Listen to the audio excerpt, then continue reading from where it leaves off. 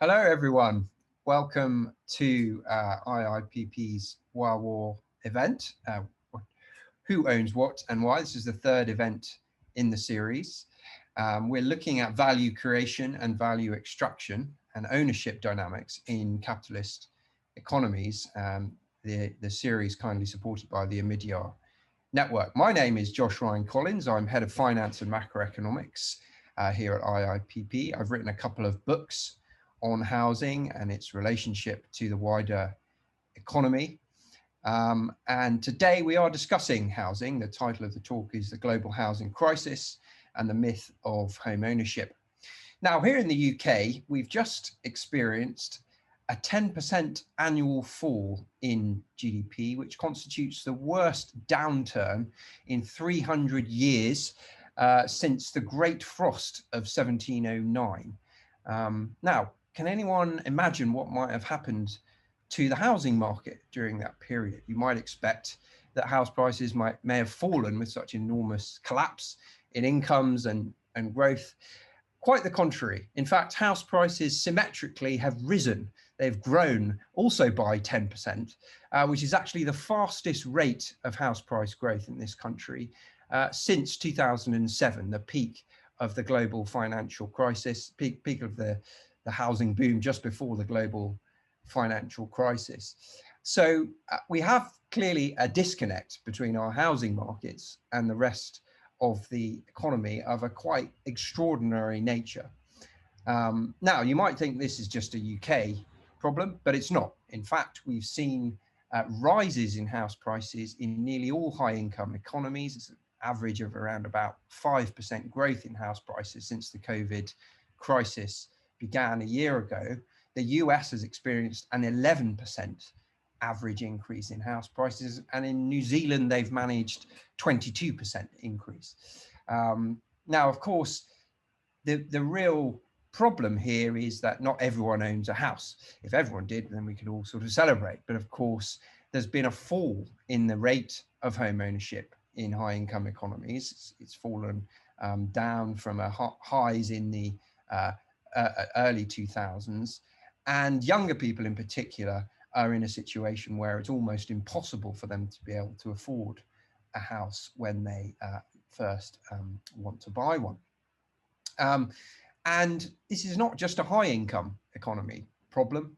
The world is facing a housing affordability crisis where price is currently more than 3 times median family income, which is the standard definition of affordable, in more than 90% of 500 cities globally. 1.8 billion people worldwide lack adequate housing, and over 1 billion are living in informal settlements, according to the UN, with approximately 150 million people homeless. Thus, the housing crisis is one of the greatest threats to modern societies and economies, but it is also a highly complicated problem, and I've spent the last 10 years researching it, and I'm very pleased for that reason that I'm not going to be the one trying to explain to you what's going on. Instead, I'm joined by 3 fantastic guests today who will join me to discuss the housing crisis. And I would like to start by introducing Leilani Fahar, who is the Global Director of The Shift, an international movement to secure the right to housing. And she was also former UN Special Rapporteur on the right to housing for the last 7 years, where she raised the issue of housing affordability and in particular housing financialization onto the international political agenda, did a fantastic job. She launched The Shift in 2017 with the UN Office of the High Commissioner for Human Rights and United Cities and Local Government. And she works with multi-level stakeholders around the world on this agenda, including several city governments in North America and Europe. So welcome, Leilani. I'm also joined by Brett Christophers, who is professor in the Department of Social and Economic Geography at Uppsala University in Sweden. Brett is a political economist and economic geographer and the author of numerous books, with his most recent being the widely acclaimed Rentier Capitalism, Who Owns the Economy and Who Pays for It? So perfect book, I think, for this series at IIPP. Delighted to have you with us. He's also written widely on the housing and land economy and the problems there, including a book in 2018 called The New Enclosure, The Appropriation of Public Land in Neoliberal Britain. Finally, I'm joined by Sebastian Kohl, who is senior researcher at the Max Planck Institute for the Study of Societies in Germany. Now, Sebastian is a true expert in home ownership, written very widely on the ideology and political economy of home ownership, as well as on housing finance and also on insurance. And his book, he's written a book called Home Ownership, Renting and Society, Historical and Comparative Perspectives, which was published in 2017 by Routledge. So 3 fantastic guests with us. And I'm going to start off, what we're going to do is have about 40 minutes or so of questions, and then we'll be opening up for a Q&A with the 200 people we currently have in the audience. Thanks so much for joining us. And I'm going to start with Leilani. Leilani, I want to bring you immediately really to the facts I spelt out at the beginning of the talk around this disconnect between what's happened just in the last year, really, between the housing market and the wider economy with the COVID pandemic. And I suppose what I'm interested in is what we've seen in the last year symptomatic of wider underlying problems, or is it something particular about the virus that has driven this crazy sort of bubble in house prices relative to the rest of the economy? Well, first of all, thanks for having me here. And I feel I'm in such esteemed company. My gosh, all these book writers. I am not yet a book writer yet. I think it's really interesting to talk about this from the point of view of disconnect. I'm not sure there's a disconnect. I think this is a package. When economies fail and when everyday people are suffering, housing does very well. I think that's symbiotic. I don't think it's a disconnect, actually. I think that's our structure, and that's what we need to dismantle. That's what I would say. What role does the pandemic play in all of this? Well, obviously there was a global housing crisis that predates the pandemic. You, Josh, described it so well. Some of the various elements, homelessness across the world, increasing in most countries, including in the most developed and the most affluent countries. So, those things go together. Housing, the value of housing as an asset increasing and increasing homelessness. Those are also symbiotic, not a disconnect, very connected. And affordability issues, as you said, across the world, 80 million people in Europe living right now in house, burdened by the cost of housing. 10 million people in the United States right now facing potential eviction because of arrears in rents, unable to pay their rents, for example.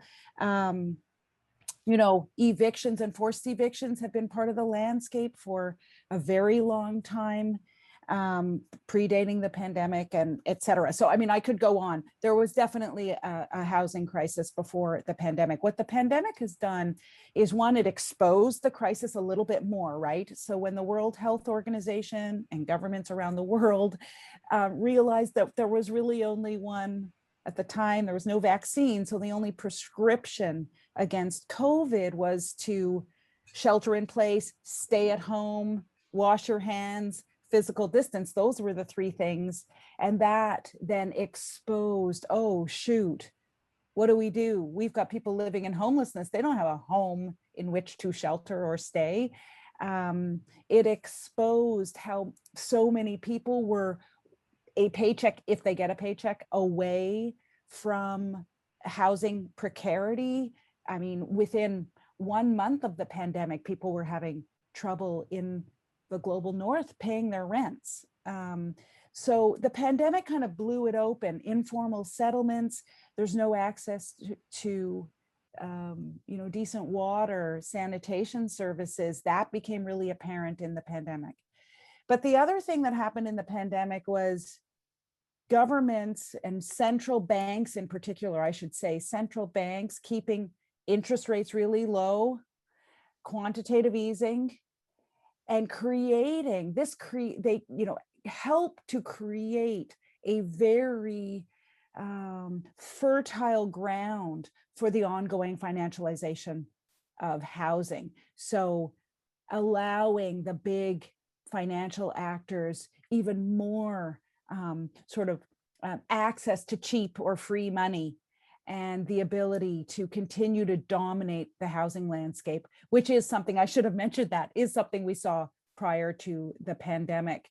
Of course, the pandemic also makes it fertile ground for these actors because there is a lot of debt out there to be bought cheaply right now. There are a lot of, so you've got cheap money and cheap assets basically, and debt to be purchased. And that is just fertile ground for this. And we're seeing it. I'm starting to track all of the different acquisitions by private equity firms and asset management firms across the globe. And they are on a spending spree, not just with the usual multifamily buildings, but also with new builds. So those homes that are being actually built for first-time home buyers, new homes that are being built, those are being acquired by big capital. In Ireland, there's a recent case that many of you will know about, the 135 homes outside of Dublin in Maynooth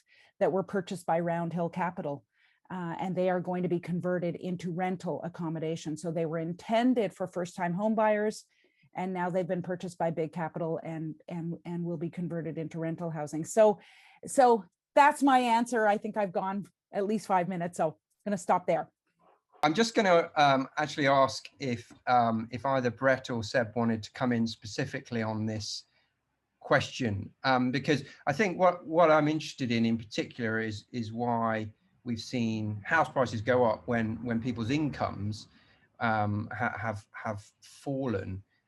So I wonder, Brett, if you've got some thoughts on that. I mean, is it driven by this financialization that Leilani's talked about, or is there other things going on there as well? I guess the answer there is that is to say that, I mean, the way you put it, why prices gone up when people's incomes have gone down. I guess the answer is that prices have gone up because people's incomes haven't gone down, at least the people that are buying the houses. People's incomes have either, those that are in the market have either stayed the way they were, or they've gone up and people haven't been spending as much money. They've been at home.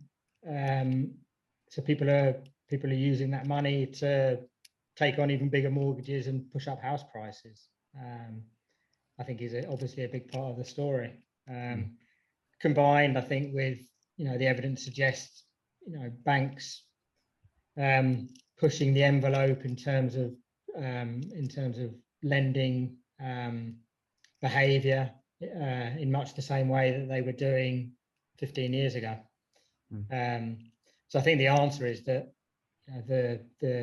this is part of the wider story of the uneven consequences of the crisis, right? Which is that for a significant section of the population, it hasn't really been a significant crisis, except obviously in certain ways in terms of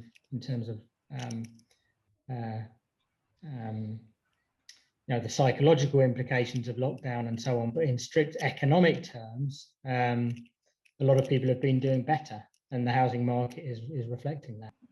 The fact that house prices are rising in lower income economies, and the extent to which this is driven perhaps by the actions of actors outside those economies, in particular international financial institutions, and the extent to which is it a problem that can be dealt with domestic policy in those countries, or is it a broader international challenge that agencies like, I don't know, the International Monetary Fund or the World Bank also need to be dealing with? I don't think we can divide the world in terms of global south and global north, where financialization is concerned, the divide seems to be in terms of peripheral economies, you might say, and so you end up, it's financialization is a very mixed thing. I mean, we see it a hugely financialized market in Lebanon, in Beirut, right? So, so what's going on there? You see a hugely financialized market in Puerto Rico, right? The state that isn't a state in the US that is, very, very poor. And so that divide doesn't work, but what you said does work, Josh, which is the transnational aspect of financialization. These actors are multinational and they just go where they can make profit and where there's a stable enough market where they think that they can get a return on that investment and where their investors will go with them. So there are those pressures in some of those southern economies, for sure, those outside pressures. A lot of southern economies also have had imposed on them, and I'm interested to hear the other speakers talk about this because they'll know even more about it than I do, but a lot of southern countries that actually, well, they're struggling in terms of their economic system. And so what gets introduced is a mortgage-based housing system. And you would think that's about housing, and they'll often call that mortgage-based housing system, they'll even call it social housing, and they'll come up with schemes to make it available not to the lowest income people, but to lower income people. But my understanding is that's really a financial move on the part of those governments and countries. It's a way of kickstarting economies and creating a debt-based economy that allows for more infusion of cash into the economy. And so I can't say that I understand how those mortgage-based systems now are functioning at high levels unless it is, as Brett said, some people are suffering more than others in this pandemic. And so, for example, you take a country like Egypt, they have a culture there. They don't have a culture of saving money in the bank. They have a culture of acquisition. So I'm a family, I'm going to buy 5 units for my 2 children and their children. And those are going to sit empty for a long time. And that, of course, helps to escalate prices within a market. So I think there's some of that going on, but I'll leave it to some of the experts on home ownership who might have looked at this in the Southern context. Now, Brett, you've in your academic research have been quite critical of the concept of financialization, suggesting it's a bit of a vague, amorphous concept, and you've instead talked about the rentierization of capitalist economies, which is the title of your new book. I mean, can you explain to us what exactly you mean by rentierization and why it's different from financialization, and how that helps you better theorize what's going on in the housing market, maybe? Rentierization versus financialization, they're both kind of ugly terms, but I guess in very simplistic terms, what I mean by rentier capitalism is a form of capitalism in which incomes and also economic actors are really dominated by incomes generated by virtue of the control or ownership of scarce assets of some kind. And I guess the argument I make is that the UK is kind of this quintessence of a rentier capitalist society, insofar as the UK economy is dominated by these rentier type sectors, from natural resources to pharmaceuticals based on patents and intellectual property, to real estate, to finance, and so on. And the relationship there to financialization is to say, many people who talk about financialization talk about the growth of the financial part of the economy in recent decades. And the very simple argument I make is that, sure, the financial sector has grown in importance, but also so have various other very important sectors as well. And what they all have in common is that they are structured around the monopolistic control of scarce assets of some kind. Financial assets being one type of important asset, but only one. And so moving on to housing, if if rentier capitalism is about the privileging of asset ownership and hoarding of all types, and about the kind of policy mechanisms and governance structures that encourage that privileging and make asset ownership and control pay, then I think what you would argue is that in countries like the UK, but not only the UK, which have housing affordability crises, I think there's a very strong argument that owning housing, either as an owner-occupier or as a landlord, has been made to pay. We can trace the policy mechanisms and the discursive shifts that underline that privileging of asset ownership and control in the housing sector as we can in other sectors. And if the ownership of housing as either an owner-occupier or a landlord has been made to pay, the result of that is what we see, which is constant upward pressure on prices. And I think the only thing I would add there is that I noticed that your title for the talk included the notion of the home ownership myth, the myth of home ownership. And of course, it was Jim Kemeny who coined that notion with his book, I think 40 years ago, The Home Ownership Myth. And he actually was based here at Uppsala University, funnily enough. And his argument really was that what he meant by the myth of home ownership was that it was a myth that home ownership is is a superior form of tenure to renting. He said it's just a myth that by its very nature, home ownership is a superior form of tenure. It's made to be a superior form of tenure through very politically motivated policy decisions and around things like taxation and other things. And that, I think that if he was here today, he would argue that all of this is completely understandable, insofar as in all the countries where you have massive home ownership and home affordability crises today, home ownership has been privileged through through decades of policy mechanisms that have made it appear to be a superior tenure to renting, and renting has been devalued in all sorts of other ways. And I think that's part and parcel of the rentier capitalism story that I try to flesh out. In another one of your books, the New Enclosure, you talk in particular about the privatization of land, of real estate. Part of which I guess was the right to buy scheme of Margaret Thatcher. I mean, how important is privatization in explaining this sort of housing crisis that we face? I mean, is that just a UK thing, or is that a wider sort of problem? Where I am in Sweden, privatization of housing has occurred on a significant scale in various different ways. In Germany, where Sebastian is, it's occurred to a very significant extent as well, with lots of the private equity institutions that Leilani talks about having been involved in the privatization of housing in Germany.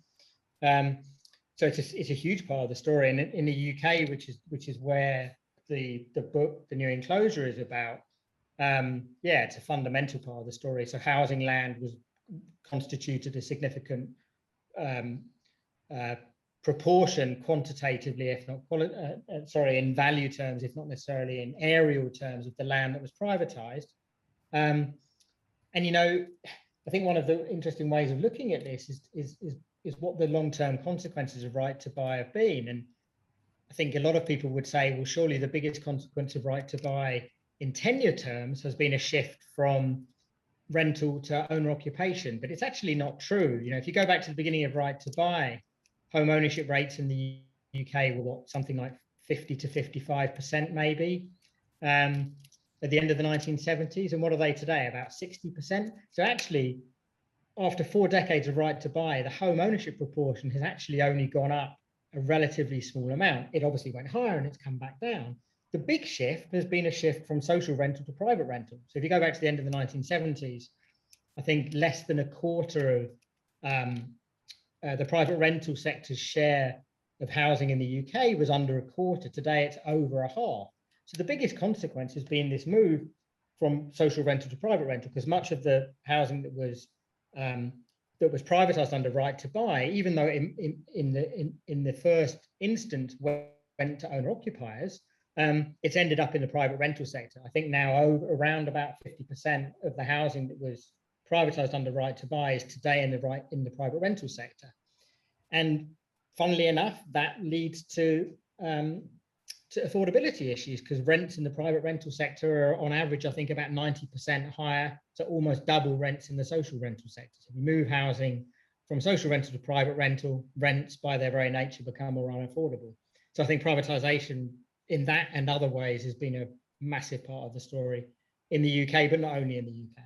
You make a sort of broader argument in that book that this privatization of land and real estate is not some sort of quirk of history. It's actually quite fundamental to the sort of neoliberal project, as it were. I mean, can you just elaborate a little bit on what you mean by neoliberalism and the centrality of housing to that? So yeah, I guess one of the things I try and do in that book is sort of push back a little bit against accounts of neoliberalism that focus on issues around things like the privileging of competition, for example, and say, well, maybe, but actually we need to place privatization much more centrally into the story of neoliberalism than it perhaps has been, certainly in the UK's case. But obviously also the privileging of market mechanisms, and I think you could argue that if privatization has been a key factor behind the housing crisis that the UK has today and other countries have today, then market privilege, the privileging of markets, as another component of neoliberalism, has also been very, very important as well. In other words, the commodification of housing. It's turning into something to be distributed through market mechanisms. And I think that's true both on the demand side and on the supply side.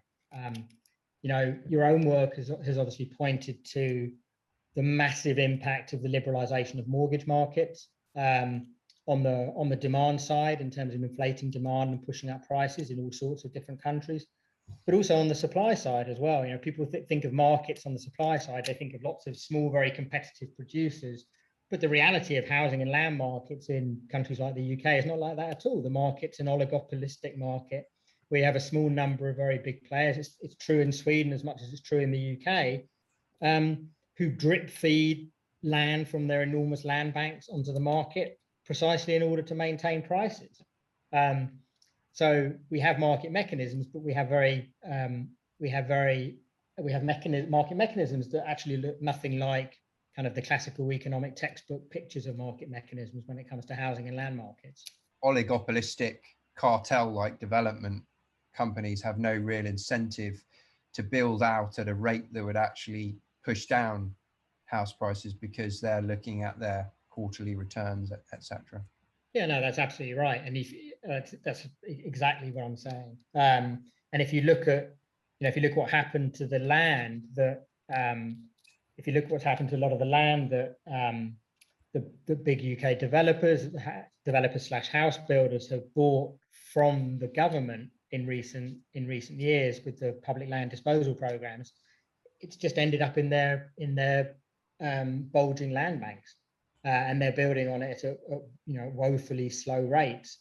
And I think even the Oliver Letwin review, which in many ways was a very kind of establishment review, pointed out this fact that they were drip feeding the market. Sebastian, I want to come to you and focus in on this home ownership ideology, the home owning democracy, which you've written about in some depth. Can you give us first a bit of a sense of the sort of historical development of this concept, and then sort of how it's become so embedded in the political economy of so many countries? And I guess the other question is, why are politicians still so wedded to it, even when the model itself is clearly not working, in the sense that, as Brett said, the rate of home ownership's been falling in many advanced economies, including those that seem to be most attached to the concept, like the UK and Australia and the US.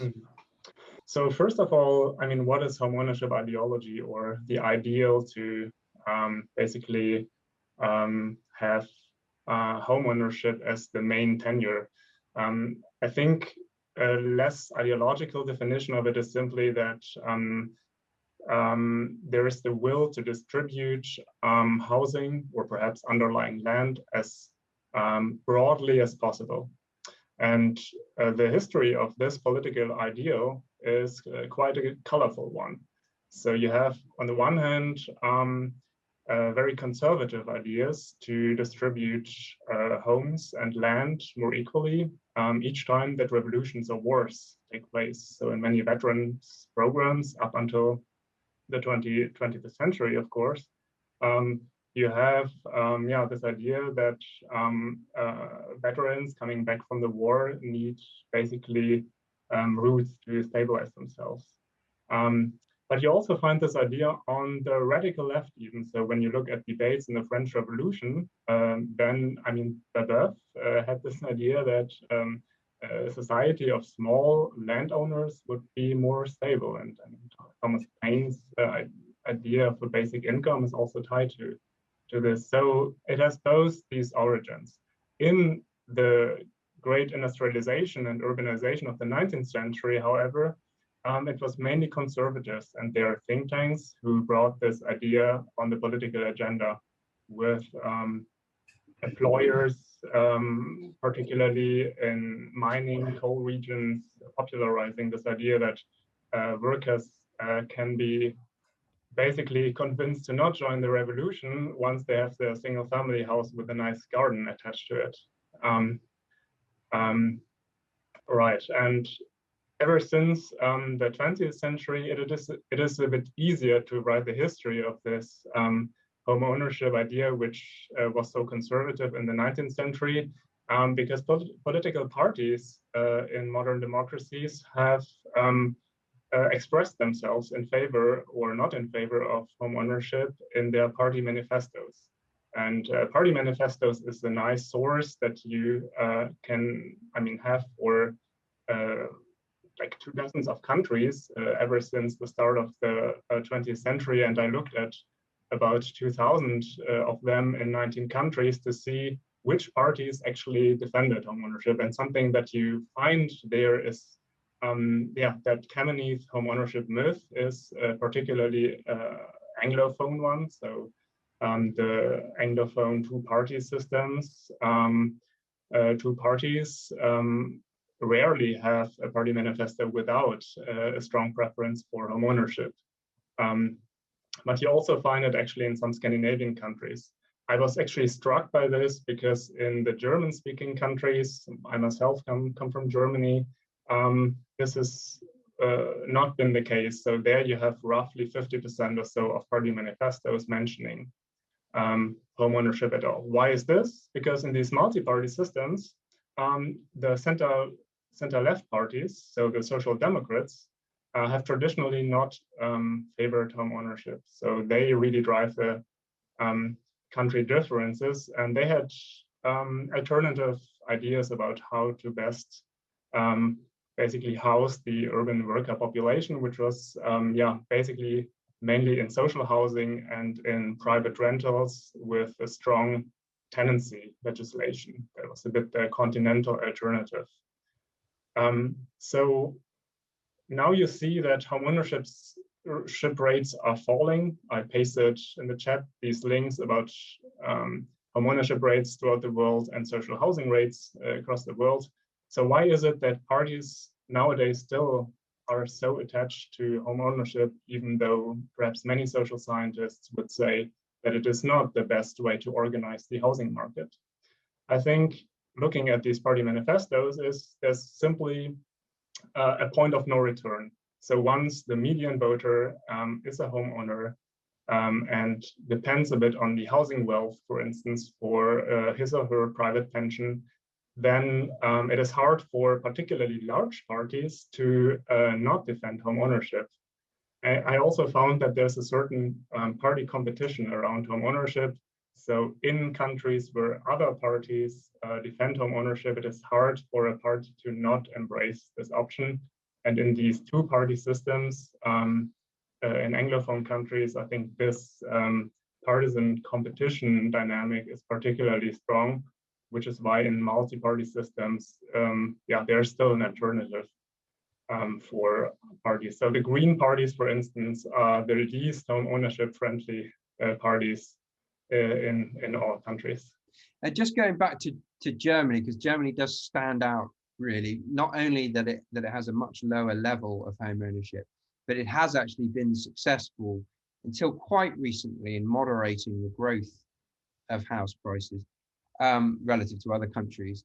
I mean, what can you give us some insight into why home ownership never really taken off in Germany, and is that changing as well, because the rate of home ownership has been increasing, and also we've seen sort of quite rapid house price increases in some parts of the country? Yes, so when you look at the graph in this tool that I shared, you see that indeed German homeownership rates also increased over this long 20th century, but over the last about 15 years, they have not significantly increased. So they are at about 45% of households, which means that private rental has never basically lost basically the status of being a real alternative, including for the middle classes. So in the large German cities of 500,000 plus inhabitants, for instance, the average home ownership rate is about 26%, meaning large parts of the middle classes, including their student children, depend on the private rental market, which, I mean, you see completely changes the politics here. Rent prices are the politically sensitive price and not really mortgage rates. So why is it that this is, if you want a stable equilibrium? So when you look at, for instance, the US and the German homeownership rates, they've had a 20 percentage point difference across the last about 100 years. So it seems to be an alternative model of housing the population. So one factor, I think, is just institutional inertia. In the mortgage sector, for instance, it is quite complicated actually to get a mortgage in Germany for lower income people. There are high deposit requirements, and there's a lot of resilience in just the mortgage system. A second institution, which is, I think, important to mention also in the comparison with Anglophone countries, is private rental regulation. So a colleague of mine has coded actually a private rental regulation. So rent control, security of tenancy, for instance, in, I think, almost 100 countries now since 1914, when it was first introduced. And when you look at these data, what comes out of it is that the Anglophone countries are really special in basically having a hire and fire rental market. So prices can be set as the landlord wants, more or less. There can be evictions with very little rights for tenants. And this is completely different when you look at, for instance, the German-speaking countries, which also have not fallen into the trap of, let's say, over-regulating it, such that the rentier that Brett was describing loses interest in investing in private real estate.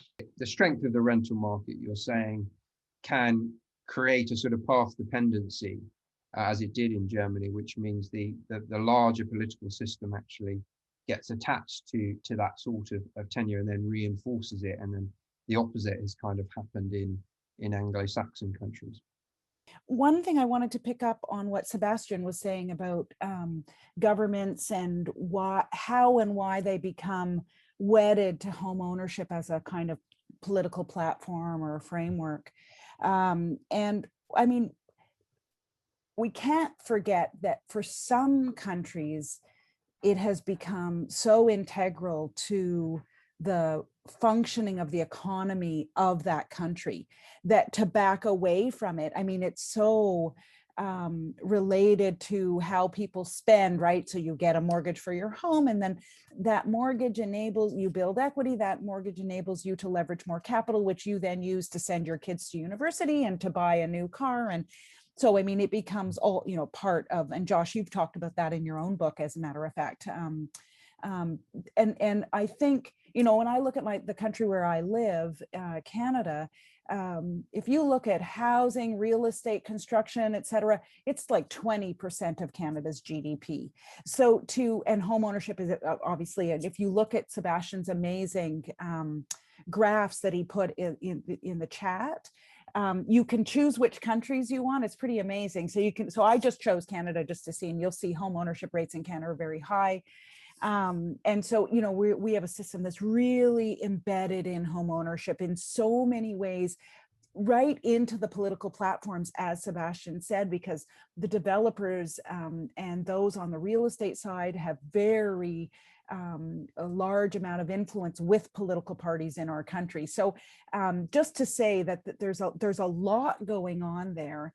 And then if you look at banks themselves, something I've tried not to do too much of, but found myself looking recently at some banks, and you know, how much mortgage lending are they doing as their business? In some countries, it is disproportionately what they're lending for. So they're not lending businesses to grow, to create more employment, research and development. They're lending for mortgage home ownership. And so to then get banks to change their business activity is also, it's a structural problem. It's a difficult structural issue to get at.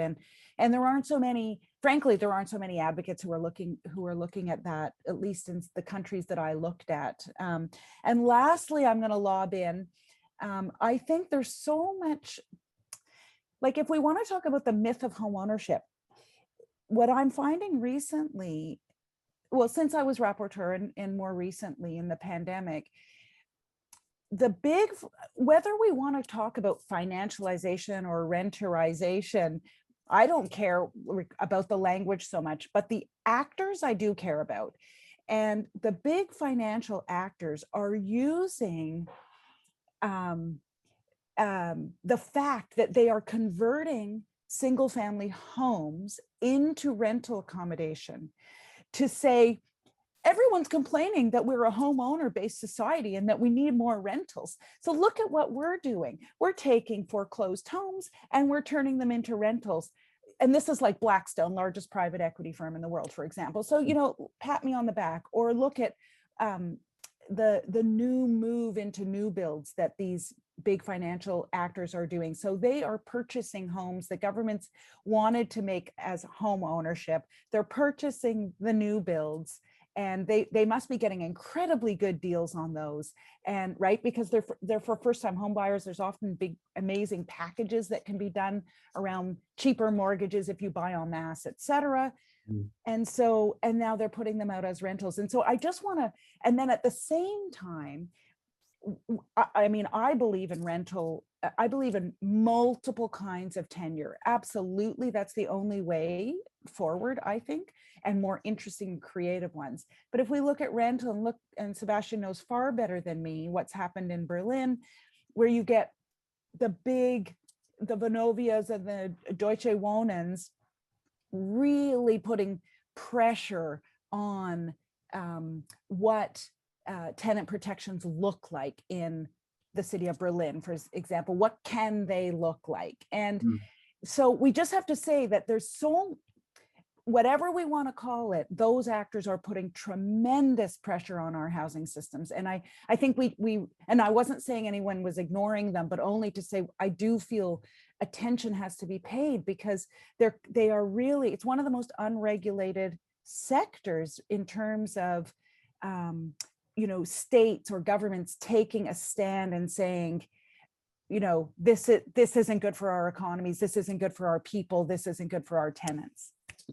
No, that's great, because I wanted to move us on now to, you know, what kind of policy reforms we need to actually improve the situation. And so you've sort of started that journey, I think. Can I just follow up there with you? I mean, from your experience, your 7 years with the UN as Special Rapporteur on Housing, I mean, what were the policies you tried to push to alleviate some of these issues? Yeah. And you know, happy for you to talk about, you know, homelessness and issues in the global south as much as what, you know, the global north. But But what were the policies you pushed, and what were the challenges you faced in actually creating change?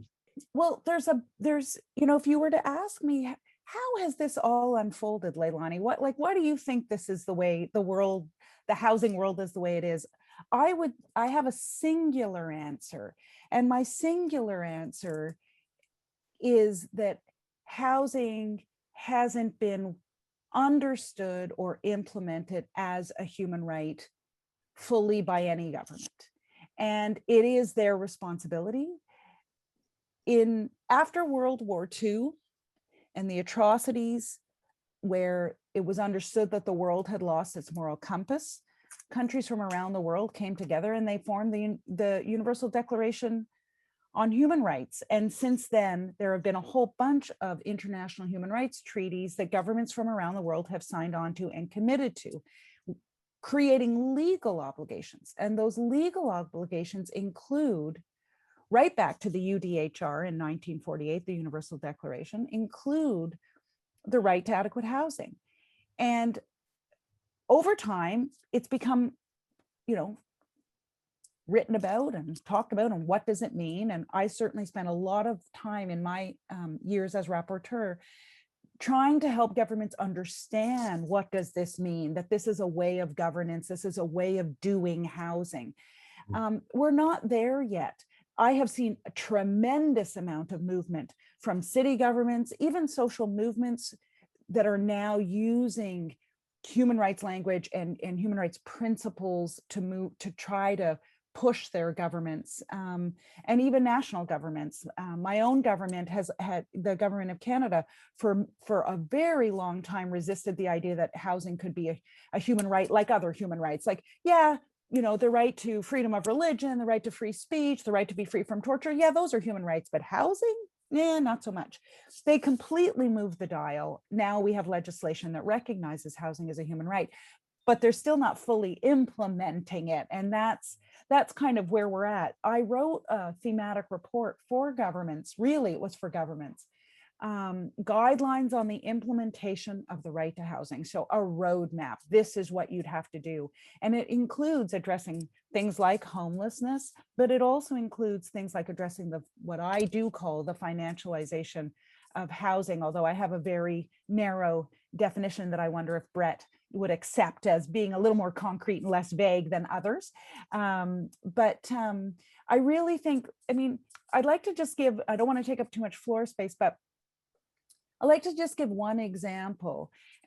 Homelessness is the easiest one because it is so obviously a violation of the right to housing, right? You're living in homelessness, but to get people to understand how that's a violation, most people would say, well, a lot of homeless people, they have psychosocial disabilities, they're drug addicts, alcoholics, they don't have employment, they don't have money. Of course, they ended up homeless. Mm-hmm. But if you say to yourself, well, when housing is a human right, that means governments should do everything that they can, provide all the supports that are necessary to ensure that a person wouldn't be homeless. And that's what makes it the violation. The failure of governments to do what they need to do to ensure that people don't fall into homelessness. And so that's what I've been working the hardest on, is it is a complete change in mindset so that tenants are no longer just political and badgering and shit disturbers, excuse the expression, but that they're actually making human rights claims when they say we need rent freezes and rent caps and long-term leases. Those are human rights claims. When a homeless person pitches a tent in a park, that's a human rights claim. They're saying, I need the right to housing. And they're saying that's their form of expression. So that's been what I've been advocating. And I do see traction because the pandemic has helped a lot, because governments were caught like, whoa, what's going on here? Oh my gosh, I have homelessness at my doorstep. I have to solve it right now, or else my entire population could contract this deadly disease or virus. And so there's been movement where governments, especially city governments, are like, okay, give me a new framework, give me a new way of ensuring the safety of my population. So that's the big sort of macro approach. Brett, what are your thoughts on this sort of rights-based approach to the problem that Leilani's outlined there? Because obviously, you know, the neoliberal program, you know, puts quite a lot of emphasis on the individual as the key object around which society, you know, needs to operate. I mean, do you think there's something in that, or do you think there's broader structural challenges that it might not be able to overcome that kind of approach? I mean, I've never really thought about it explicitly from a rights-based perspective. I mean, I guess the only comment I would have there is that I think, you know, Leilani's absolutely right. I mean, if you look at what housing, how the notion of housing rights has changed under kind of neoliberal orthodoxies, I guess what you would say is that if it were the case that if it were the case that once it was seen to be true that one had a right to adequate housing, I think today what you would say is that the kind of the hegemonic view would be that you have not a right to housing, but that you have a right to buy housing, and you know that's a pretty fundamental shift, not least in terms of what it means in terms of government policy, because instead of government policy being in the first place to help you secure access to housing, then government policy shifts instead to being about helping you to buy housing rather than helping you into housing. And we can, you know, and we've all seen what the ridiculous consequences of that are, which is just to, as you all know, which is just to inflate the bubble still further, pouring further fuel onto the fire, which is the last thing that anybody wants. I mean, as I see it, if we think about the housing crisis, obviously it comes in various different shapes and sizes, and it manifests in different ways. But the way you've kind of framed it to a significant extent, Josh, for this session is in terms of affordability, and in terms of the fact that housing is just now in so many places absurdly expensive. Absurd. I mean, it's bonkers, right? I mean, I remember living in London when I last lived in London, which was around 1999. I remember friends sort of saying to me then, "Oh, you know, should I buy a house?" And I was like, "No, don't buy a house. The market's overheated. It's about to blow up, and it's all going to go pear-shaped." And that was in 1999. To me, I was convinced then that everything was ridiculously overpriced, and those prices obviously look almost quaint by comparison with today. So prices are absurd. Prices should be like maybe 30, you know, in a place like London, 30% of what they are, or something like that. It's bonkers. So something has to be done, to me, and this is a very simplistic way of viewing things, to make owning housing less attractive. Frankly, I think that's the bottom of it. And as I think I kind of hinted at before, and as Sebastian's comments have also alluded to, that's always a relational thing, right? Because home ownership is not the only tenure. So making home ownership less attractive is by its very nature also about making renting more attractive. And that's one of the reasons I find the whole kind of generation rent slogan so enormously unhelpful, right? Which is the whole idea of generation rent is like, oh, this poor generation of people doomed to renting just reinforces the notion that renting is this kind of subhuman means of existence, which is just makes the problem even worse. But how's that done? I mean, I think that both the most effective way economically and maybe the most kind of tolerable way politically would be a policy or a set of policies that limit the ability of asset owners to realize gains without making any investment of any type, essentially limiting or getting rid of rentier gains of one type or another, whether you're an owner occupier or a landlord. And obviously in the landlord space, that might mean some type of rent control. it was interesting to hear Sebastian's thoughts on that. The UK is an extreme there. Even the US, something like 200 cities in the US have rent controls of some form or another, whereas the UK has none. But more broadly, as you've written about before, Josh, land value taxes is the obvious way of limiting the ability to realize unearned increments, if you want to use that terminology. The problem, obviously, though, is the political difficulty of that, and that the politics is the reason why nothing's ever come of that in most countries. It's not the economics of it. And I guess the only thing I would add there is that it's to something that Sebastian said earlier, which is that the political support for home ownership is not just about the fact that the median voter in lots of these countries has become a homeowner. It's to a significant extent also about the different voting behaviours of homeowners versus renters.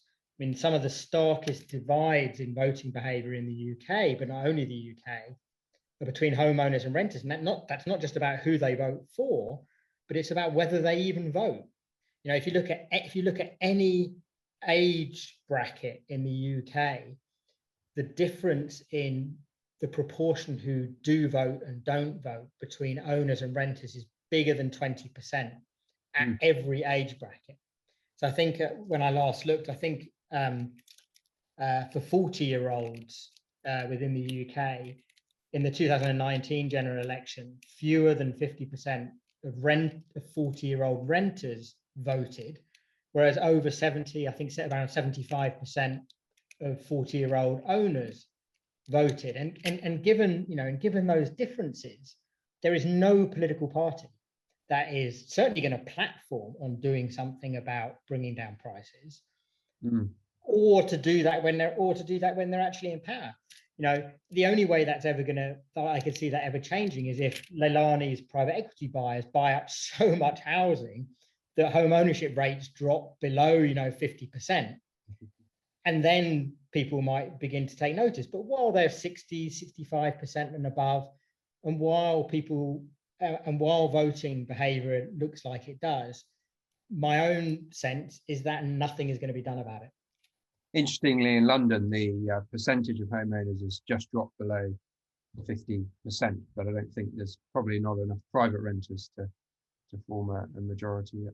Sebastian, did you want to comment on any of what Brett's just talked about there on sort of the political economy of renting? I think one aspect is also financial stability, right, which sort of presupposes stable house prices and house price increases. As is it true? I mean, Leilani just talked about it, and Moritz Schollerik showed this with data. If it is true that banks' business now shifted from business loans to mortgage loans, then paying back these mortgage loans is essential for macroeconomic stability.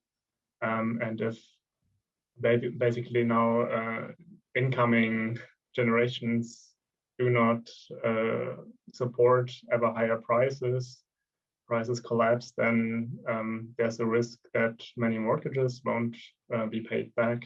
You've done some interesting work on different types of mortgage system and how some countries like Germany have a slightly different, and Denmark I think is another interesting example, have a slightly different model of mortgage finance, which perhaps reduces instability. Could you just quickly elaborate on that? It's quite interesting, and then I think we'll move to the Q&A. Yes, so I think the key term here is the covered bond, which is a financial instrument invented, already in the 18th century, but which basically became the main instrument of continental mortgage banks to finance urbanization in the 19th century. And geographically, this emerged sort of in Prussia, also in Paris under Haussmann, but also in the Scandinavian German-speaking countries. And this is opposed to the building societies you've had in the UK, or the savings and loans in the United States. And in these Anglophone countries, bond-based mortgage systems, as we all know it, like this, the mortgage-backed securities, MBS, emerged very late, right, in the New Deal legislation, right? And these MBS are usually taken as responsible for the Great Crash, 2007-2008, and they only made inroads into Europe where covered bonds didn't exist as an institution. The main difference between the two being that it basically covered bonds issuing mortgage banks keeps the mortgages on the balance sheets. So to monitor a mortgage lending, which is different from this NDS system, which for this reason might be more unstable. So just to be clear, with a covered bond, the bank issues the mortgage, but then essentially the risk is kept on the bank's balance sheet, which means it sort of takes more care in the quality of the mortgage, and it pays more attention to the riskiness of the borrower. Whereas with mortgage-backed securities, banks are able to sell packages of mortgages to institutional investors and move that risk off the balance sheet, which makes them more risk-oriented, as it were. And I mean, the covered bond system also allows a great financialization of housing, if you want. So some of the most mortgage indebted nations are covered bond nations, Denmark, Scandinavian countries, but also Germany. But you think, nevertheless, that there's less risk of financial instability there, or not? I think the Danish financial system, including the mortgage system, has been one of the most stable over time, despite more than 100% mortgage indebtedness per GDP. Okay, thanks for that, to all of you for that conversation. We've got some great questions here in the chat and some real housing experts throwing them in. So I'm going to turn to the audience.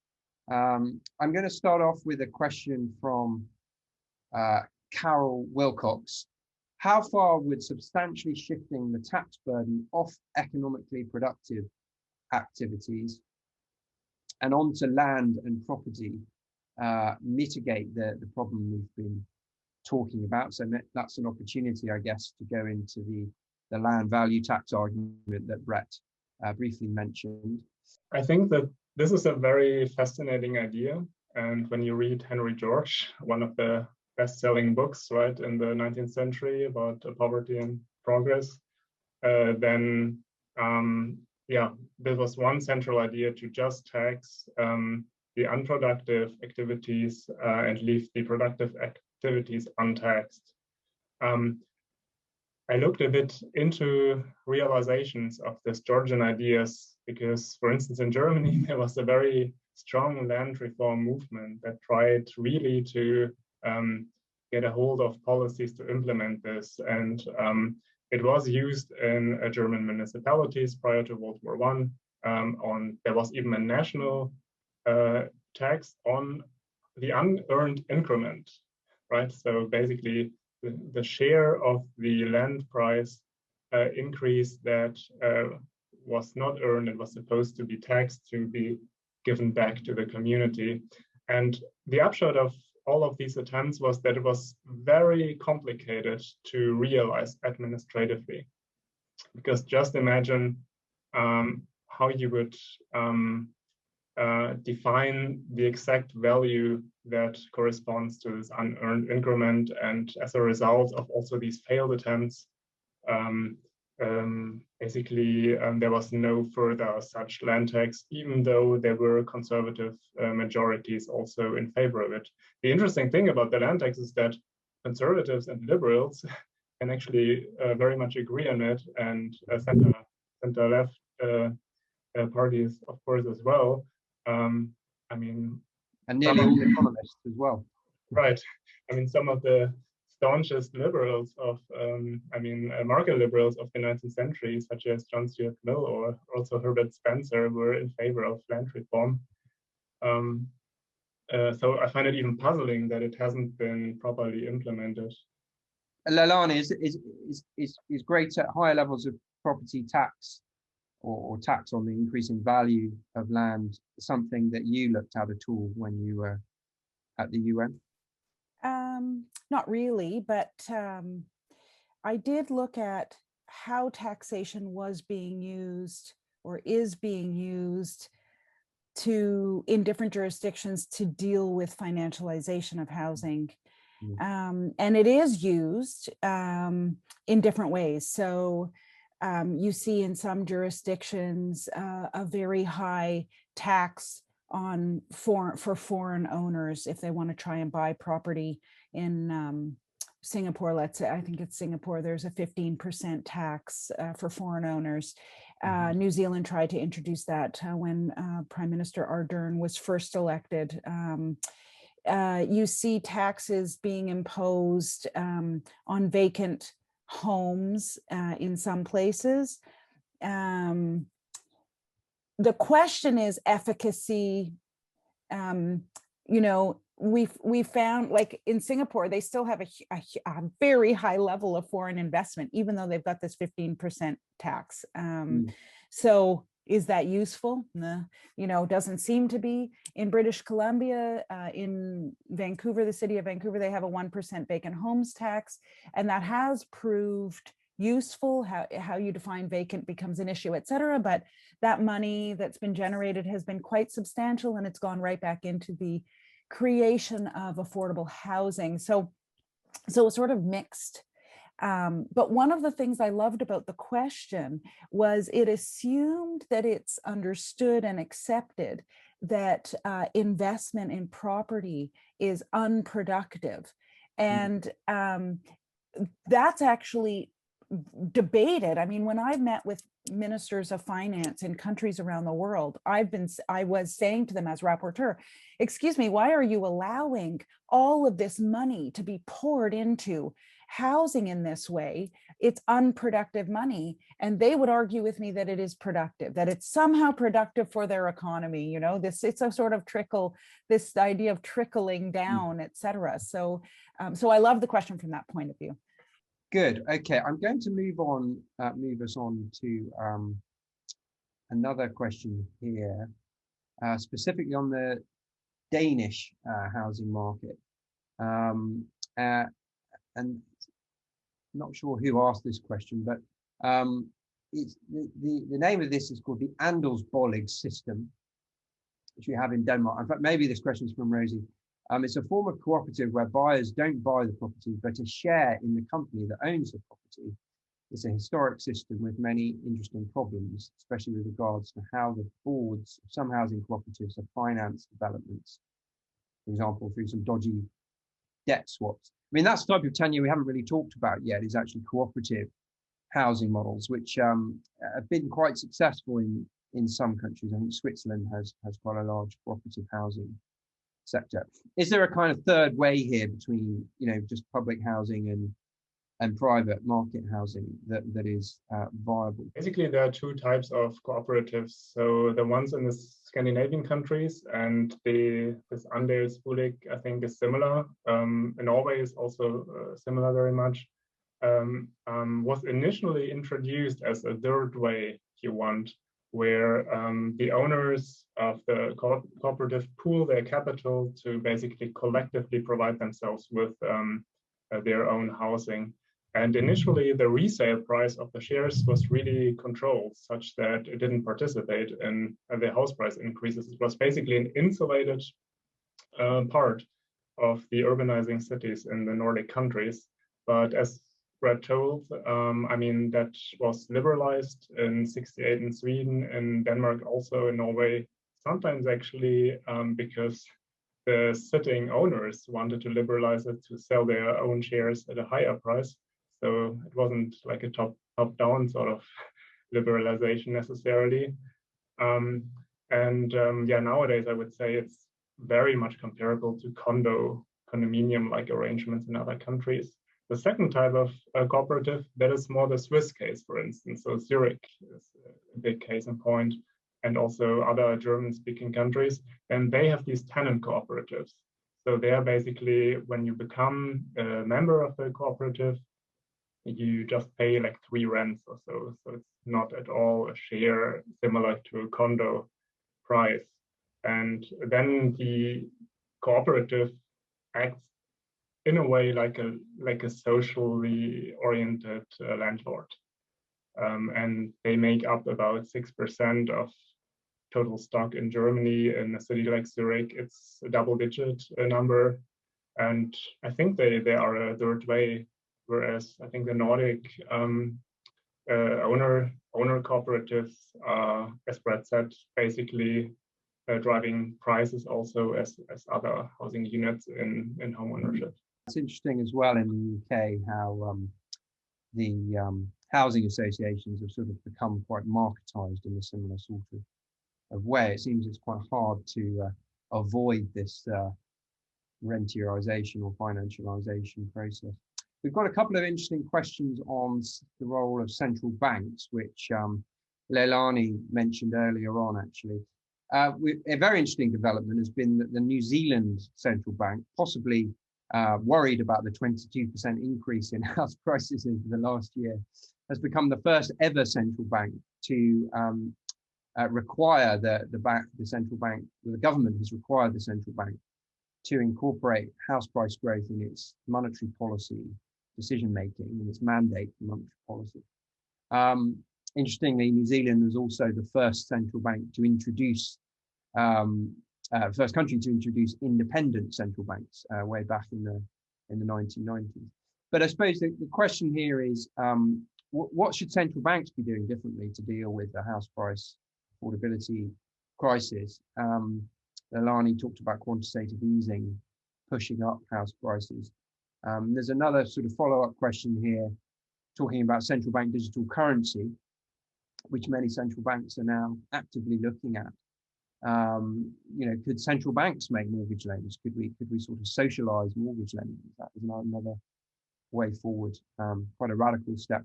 But Leilani, did you want to come in on this type of discussion?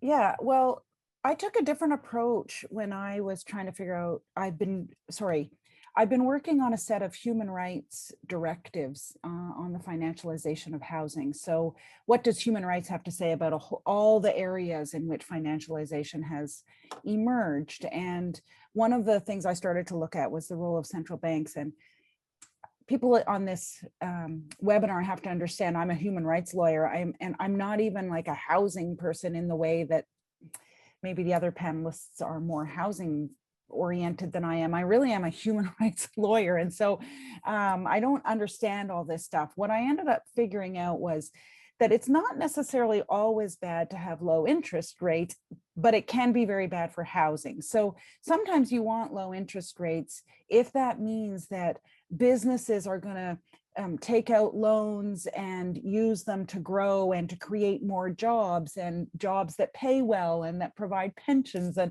that kind of thing. That's not actually what happens, but that would be like, kind of not a bad thing to have low interest rates for entrepreneurs or, whatever. But what of course happens when you have low interest rates is you've got the folks with dry powder, as they say, a ton of dry powder, which is just money, the private equity firms, the pension funds, et cetera. And they then use those low interest rates. I started trying to toy with the idea of having a better interaction between monetary policy and fiscal policy, and that you might be able to curb what happens with monetary policy through good fiscal policy. So what would good fiscal policy look like? Well, in my area, it would look like, I actually don't think that private equity should be allowed to purchase residential real estate. I don't think that en masse purchases should be allowed, period. If you look at where financialization is going, I've mentioned some of the things, but look at the United States. If you saw Sebastian's charts, you'll see the United States has no social housing. I think there are 3 states that still have some semblance of social housing: New Jersey, the District of Columbia, and I don't know, Missouri or something like that. It's been privatized everywhere. And so the most affordable housing for very low income Americans are these mobile homes and manufactured homes. And those are being purchased by private equity en masse, hundreds and hundreds of units en masse. So there's things that fiscal policy could do. We could have fiscal policy take away the tax breaks that real estate investment trusts get. And real estate investment trusts are an instrument used to buy multifamily dwellings and single family dwellings en masse. And so if you did those two things with fiscal policy, those low interest rates might not have quite as bad an effect, at least on rental accommodation, or the flipping of single family homes to rental accommodation. But the other experts probably have much better ideas than I do.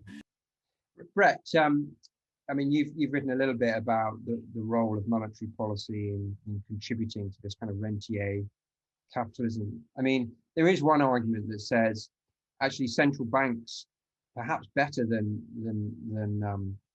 governments, you know, they're better placed because of their independence to take a longer term view on some of these issues. I mean, do you think that there's anything in that central banks could play a role here, or does their lack of democratic scrutiny mean they're the wrong actors to be, you know, taking part in this? I think that I can totally understand why what's happened in New Zealand has happened. I mean, for reasons that I think have come up during the discussion so far, I think you would have to say that the housing system and its kind of intimate entangling with the financial system, maybe alongside climate change, probably represents the biggest existing threat to financial stability in many countries. And therefore, given that central banks have increasingly taken on financial stability mandates since the financial crisis, I think it's completely understandable that house prices and house price growth are being looked at closely by central banks. I think central banks are on a bit of a hiding to nothing, actually. I think they're stuck between a rock and a hard place. I think that in their quiet moments, central bankers must be dreading the sustained uptick in inflation that lots of people are warning about, because, you know, I know that central banks have said, or at least some of them have said, we'll be willing to tolerate rates of inflation above 2% for a limited period of time.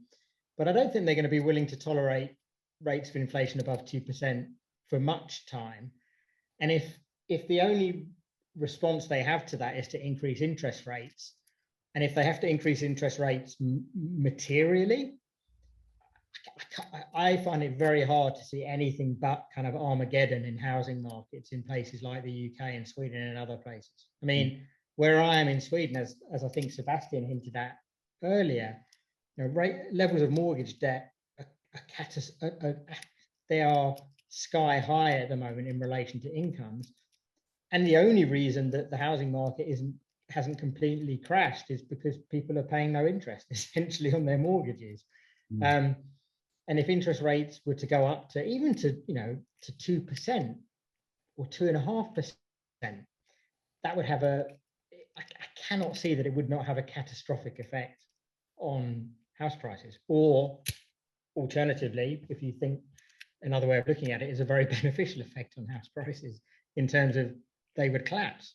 I can't see anything right. So I think central bankers must be dreading inflation for many reasons, but I think that's probably the main reason they will be dreading inflation, because if they have to increase interest rates, I think that, you know, would have a huge effect. It's been so long now since mortgage borrowers in places like the UK, the US, much of continental Europe have had to contend with interest rates anything like those that people were accustomed to prior to the 2000s. Sebastian, would you agree with it's a bad situation for central banks, or are there things that they could do? There is macro-prudential policy as the sort of new tool in town. I'm not really an expert on central banks. I think one key issue is to keep quantitative easing from only flowing in unproductive house price increases, and there should be some sort of earmarking of central bank money.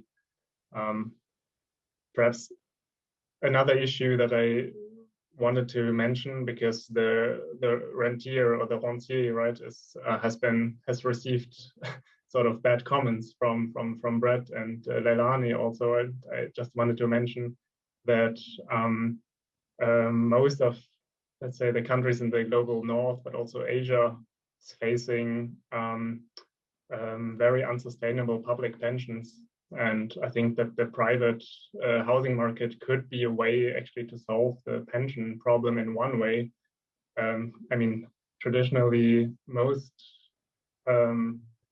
cities in Europe across centuries were tenant cities, and the young population has sort of paid the old, if you want, and was providing a sort of pension. So the only problem is, of course, if in this process of young private tenants paying basically a private pension to their landlords, who are older, if that sort of gets intermediated by a financial player that sucks out money out of the process. But I just wanted to point also to the social function that a private rental sector, or also a social rental sector, could have in developing another pension pillar. It just needs to be properly regulated.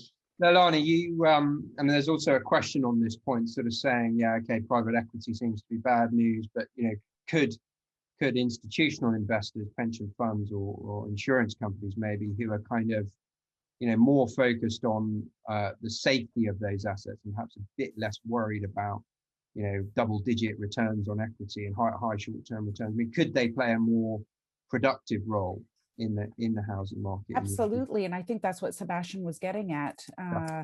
And I think if you look at some of the big pension funds, historically, they did actually invest in social housing, in cooperatives in Latin America, for example. And there is a history there that I should probably research more, but that could be mined as well to sort of introduce that idea. There's even, I mean, when I said, you should get rid of the tax advantages for REITs, I do know that I think in the UK, there is a sort of social oriented REIT. So I should have been actually a little more finessed, because I think you could maybe keep the REIT structure, but only where you could prove that the REIT that was being established was investing in housing as a social good, or even social housing. I just want to say one thing, and I think we're almost at time, but I wanted to say, just to problematize a little bit around homeownership a little bit more, to say one of the things that I've been struck by in the US and Canada, for example, is when governments, and in fact central banks and banks, start clamping down on who can own homes and start talking about rental accommodation as a better alternative for, let's say, lower income households. What irritates me a little bit is, and I think I get to a roadblock. I don't know where to go with this, but I'll just put it out there. What irritates me is that for some time now, certainly in the neoliberal era, but even before that, those with race and class privilege and gender privilege often have benefited intergenerationally through home ownership and land and the ownership of land. And if we cut that off as a means of intergenerational wealth and security, there need to be other means of ensuring intergenerational wealth and security. And so it worries me when governments like my own in Canada, we now have a new stress test for getting a loan on a house. And so interest rates, let's say, are at 1%, really low. But in order to pass the stress test, you have to be able to afford the mortgage payments on a home at 3 or 4%, right? So in case interest rates go up.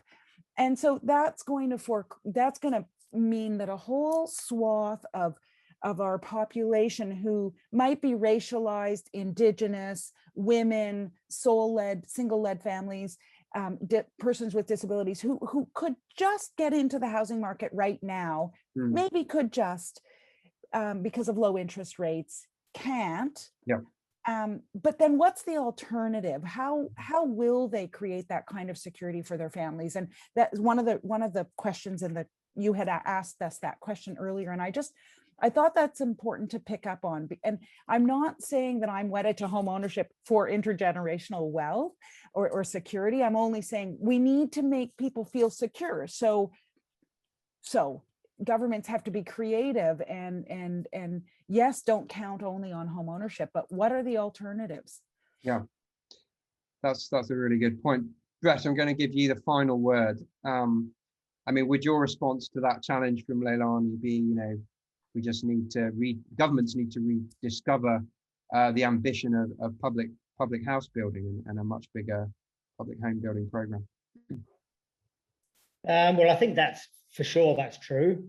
I mean, I think Leilani's comment actually connected to one of the very first questions that we didn't answer, which was the question around, someone said, well, I think it was in the Netherlands, said, well, it's totally normal here to want to buy housing as a means of long-term family security, and what's wrong with that?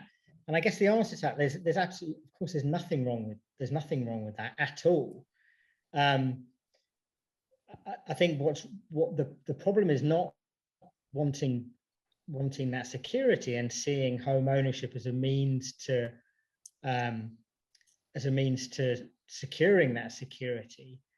I think the question to be asked is why people see that as the only route to security. What's changed in our political economies that people see no other route to that, in terms of welfare provision, in terms of proper pensions provided by the state, and to see that the government's essentially encouraging people to pursue what's often called asset-based welfare is not leading to good consequences. It's leading to massive